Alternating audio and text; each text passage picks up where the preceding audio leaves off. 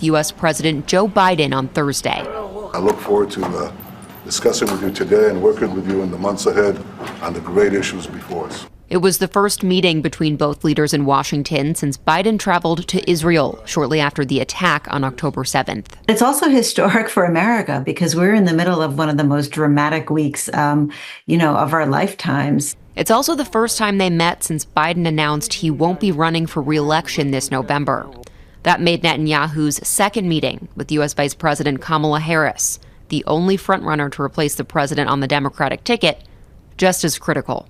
The meeting with Biden is sort of the easy meeting. There's a little bit of nostalgia there. They've known each other for decades. The Harris meeting is much more consequential. Pressure is mounting on all three to end the war between Israel and Hamas. Since the attack last year, dozens of Israeli hostages remain in captivity, and the Palestinian Ministry of Health estimates 39,000 civilians have been killed in Gaza. The Biden administration has been working to close a ceasefire agreement, the main focus of today's meetings.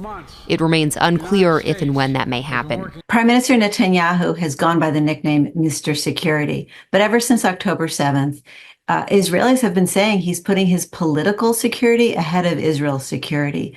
If he comes home with a hostage deal, I think he will have vindicated himself. It doesn't look like he's going to clinch it.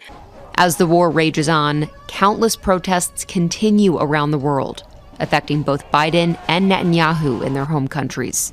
And once he wraps up his trip here in Washington, Netanyahu will head down to Florida, where he's going to meet with former U.S. President Donald Trump. Donna? Bianca Fascini in Washington, thanks.